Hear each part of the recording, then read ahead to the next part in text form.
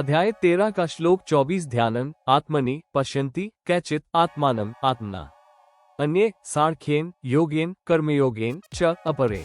अनुवाद, आत्मानम परमात्मा को, कैचित कितने ही मनुष्य तो, आत्मना अपनी दिव्य दृष्टि से, ध्यान के द्वारा, आत्मनि अपने शरीर में, अपने अंतःकरण में, पश्यन्ति देखते हैं, अन्य कितने ही, सांख्येन योगेन ज्ञान योग के द्वारा, च और अपरे दूसरे कितने ही, कर्मयोग के द्वारा देखते हैं अर्थात अनुभव करते हैं।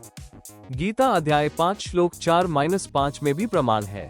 हिंदी, परमात्मा को कितने ही मनुष्य तो अपनी दिव्य दृष्टि से ध्यान के द्वारा अपने शरीर में, अपने अंतःकरण में देखते हैं, अन्य कितने ही ज्ञान योग के द्वारा और दूसरे कितने ही कर्मयोग के द्वारा देखते हैं अर्थात अनुभव करते हैं। गीता अध्याय 5 श्लोक 4-5 में भी प्रमाण है। अध्याय 13 का श्लोक 25 अन्ये तु एवं अजानन्तः श्रुत्वा अन्येभ्यः उपास्ते ते अपि च अतित्रन्ति एव मृत्युम श्रुतिप्रायणाः।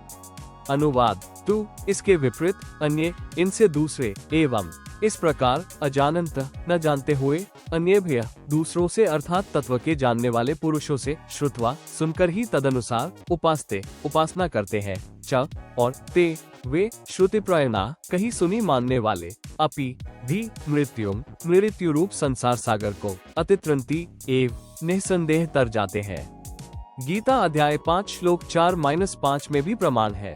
हिंदी, इसके विपरीत, इनसे दूसरे इस प्रकार न जानते हुए दूसरों से अर्थात तत्व के जानने वाले पुरुषों से सुनकर ही तदनुसार उपासना करते हैं और वे कहीं सुनी मानने वाले भी मृत्यु रूप संसार सागर को निसंदेह तर जाते हैं। गीता अध्याय 5 श्लोक 4-5 में भी प्रमाण है। अध्याय 13 का श्लोक 26 यावत् संजायते किंचित सत्वम स्थावर जंगमम क्षेत्रज्ञ संयोगात् तत् विद्धि भरतर्षभ। अनुवाद, भरतर्षभ, हे भरतर्षभ अर्जुन, यावन मात्र, किंचित जितने भी, स्थावर जंगम सत्वम प्राणी, संजायते उत्पन्न होते हैं, तत् उन सबको तू, क्षेत्रज्ञ संयोगात् क्षेत्र और क्षेत्रज्ञ के संयोग से ही उत्पन्न, विद्धि जान। हिंदी, हे भरतर्षभ अर्जुन, यावन मात्र जितने भी स्थावर जंगम प्राणी उत्पन्न होते हैं, उन सबको तू क्षेत्र और क्षेत्रज्ञ के संयोग से ही उत्पन्न जान।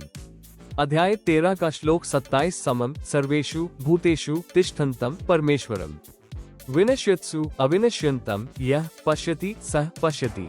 अनुवाद, यह जो विनश्यत्सु नष्ट होते हुए, सर्वेषु सब, भूतेषु चराचर भूतों में, परमेश्वरम परमेश्वर को, अविनश्यन्तम नाशरहित और, समम संभाव से, तिष्ठन्तम स्थित, पश्यति देखता है, सह वही यथार्थ, पश्यति देखता है अर्थात वो पूर्ण ज्ञानी है।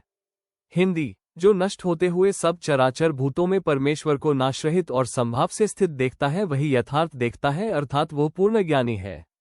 अध्याय 13 का श्लोक 28 समम पश्यन् हे सर्वत्र संवस्थितम ईश्वरम न हिंस्ति आत्मना आत्मानम ततः याति पराम गतिम। अनुवाद, हे क्योंकि सर्वत्र सब में, संवस्थितम सर्वव्यापक, ईश्वरम उत्तम पुरुष अर्थात परमेश्वर को, समम समान, पश्यन् देखता हुआ, आत्मना अपने द्वारा, आत्मानम अपने को, न हिंसती नष्ट नहीं करता अर्थात आत्मघात नहीं करता, ततः इससे वह परम गतिम गति को, याति प्राप्त होता है। हिंदी, क्योंकि सब में सर्वव्यापक उत्तम पुरुष अर्थात परमेश्वर को समान देखता हुआ अपने द्वारा अपने को नष्ट नहीं करता अर्थात आत्मघात नहीं करता, इससे वो परम गति को प्राप्त होता है। अध्याय 13 का श्लोक 29 प्रकृत्या एव च कर्माणि क्रियमाणानि सर्वशः यह पश्यति तथा आत्मानम अकर्तारम सह पश्यति। अनुवाद, च और यह जो साधक कर्माणि संपूर्ण कर्मों को, सर्वशः सब प्रकार से, प्रकृत्या प्रकृति के द्वारा, एव ही क्रियमाणानि किए जाते हुए, पश्यति देखता है, तथा और आत्मानम परमात्मा को, अकर्तारम अकर्ता देखता है, सह वही यथार्थ, पश्यति देखता है। हिंदी, और जो साधक संपूर्ण कर्मों को सब प्रकार से प्रकृति के द्वारा ही किए जाते हुए देखता है और परमात्मा को अकर्ता देखता है वही यथार्थ देखता है। अध्याय 13 का श्लोक 30 यदा भूतप्रेतहावम एक स्थम अनुपश्यति ततः एव च विस्तारम ब्रह्म संपद्यते तदा। अनुवाद, यदा जब कोई साधक भूत प्रेरित भावम प्राणियों के भिन्न दो भावकों च तथा विस्तारम विस्तार को अनुपश्यति देखता है अर्थात जान लेता है, तदा तब वह भक्त एक स्तंभ एक परमात्मा में स्थित तथा ब्रह्म उस पूर्ण परमात्मा को एव ही संपद्यते प्राप्त हो जाता है। हिंदी, जब कोई साधक प्राणियों के भिन्न दो भावकों तथा विस्तार को देखता है अर्थात जान लेता है, तब वह भक्त एक परमात्मा में स्थित उस पूर्ण परमात्मा को ही प्राप्त हो जाता है। अध्याय 13 का श्लोक 31 अनादिवाद निर्गुणत्वात् परमात्मा अयम अव्ययः शरीरस्थः अपि कौन्तेय न करोति न लिप्यते। अनुवाद, कौन्तेय, हे अर्जुन, अनादिवाद अनादि होने से और निर्गुणत्वात् उसकी शक्ति निर्गुण होने से, अयम ये, अव्यय अविनाशी परमात्मा परमात्मा शरीरस्थ शरीर में रहता हुआ, अपि भी वास्तव में, न तो करोति कुछ करता है और न लिप्यते लिप्त ही होता है।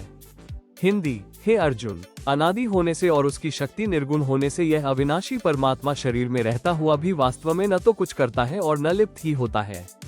भावार्थ, श्लोक 31 का भाव है कि जैसे सूर्य दूरस्थ होने से भी जल के घड़े में दृष्टिगोचर होता है तथा निर्गुण शक्ति अर्थात ताप प्रभावित करता रहता है, इसी प्रकार पूर्ण परमात्मा अपने सत्यलोक में रहते हुए भी प्रत्येक आत्मा में प्रतिबिंब रूप से रहता है। जैसे अवतल लेंस पर सूर्य की किरणें अधिक ताप पैदा कर देती हैं तथा उत्तल लेंस पर अपना स्वाभाविक प्रभाव ही रखती है, इसी प्रकार शास्त्र विधि अनुसार साधक अवतल लेंस बन जाता है, जिससे ईश्वरीय शक्ति का अधिक लाभ प्राप्त करता है तथा शास्त्र विधि त्याग कर मनमाना आचरण करने वाला साधक केवल कर्म संस्कार ही प्राप्त करता है। उसे उत्तल लेंस जानो। अध्याय 13 का श्लोक 32 यथा सर्वगतम सौष्म्यात् आकाशम न उपलिप्यते सर्वत्र अवस्थितः देहे तथा आत्मा न उपलिप्यते। अनुवाद, यथा जिस प्रकार सर्वगतम सर्वत्र व्याप्त आकाशम आकाश सौष्म्यात् सूक्ष्म होने के कारण न उपलिप्यते लिप्त नहीं होता, तथा वैसे ही देह में घड़े में सूर्य सदृश सर्वत्र अवस्थित स्थित आत्मा सहित परमात्मा देह के गुणों से न उपलिप्यते लिप्त नहीं होता। हिंदी, जिस प्रकार सर्वत्र व्याप्त आकाश सूक्ष्म होने के कारण लिप्त नहीं होता, वैसे ही देह में घड़े में सूर्य सदृश सर्वत्र स्थित आत्मा सहित परमात्मा देह के गुणों से लिप्त नहीं होता। अध्याय 13 का श्लोक 33 यथा प्रकाशयति एकः कृत्स्नं लोकम इमं रवेः क्षेत्रम क्षेत्री तथा कृत्स्नं प्रकाशयति भारत। अनुवाद, भारत, हे अर्जुन, यथा जिस प्रकार एक रवेः सूर्य इमं इस कृत्स्नं संपूर्ण लोकम ब्रह्मांड को प्रकाशयति प्रकाशित करता है, तथा उसी प्रकार क्षेत्री पूर्ण ब्रह्म कृत्स्नं संपूर्ण क्षेत्रम शरीर अर्थात ब्रह्मांड को प्रकाशयति प्रकाशित करता है। हिंदी, हे अर्जुन, जिस प्रकार एक सूर्य इस संपूर्ण ब्रह्मांड को प्रकाशित करता है, उसी प्रकार पूर्ण ब्रह्म संपूर्ण शरीर अर्थात ब्रह्मांड को प्रकाशित करता है। अध्याय 13 का श्लोक 34 क्षेत्रज्ञयोः एवं अंतरम ज्ञान चक्षुषा भूत प्रकृति मोक्षम च ये विदु यान्ति ते परम। अनुवाद, एवं इस प्रकार क्षेत्र शरीर च तथा क्षेत्रज्ञयों ब्रह्म काल के अंतरम भेद को ये जो ज्ञान चक्षुषा ज्ञान रूपी नेत्रों से अर्थात तत्व ज्ञान से विदु अच्छी तरह जान लेता है, ते भूत वे प्राणी प्रकृति से अर्थात काल की छोड़ी हुई शक्ति माया अष्टगी से मोक्षम मुक्त होकर परम गीता ज्ञान दाता से दूसरे पूर्ण परमात्मा को यान्ति प्राप्त होते हैं। गीता अध्याय 13 श्लोक 1-2 में कहा है कि क्षेत्रज्ञ अर्थात शरीर को जानने वाला क्षेत्रज्ञ कहा जाता है, इसलिए क्षेत्रज्ञ भी मुझे ही जान। इससे सिद्ध हो कि क्षेत्रज्ञ ज्ञान दाता काल अर्थात ब्रह्म है।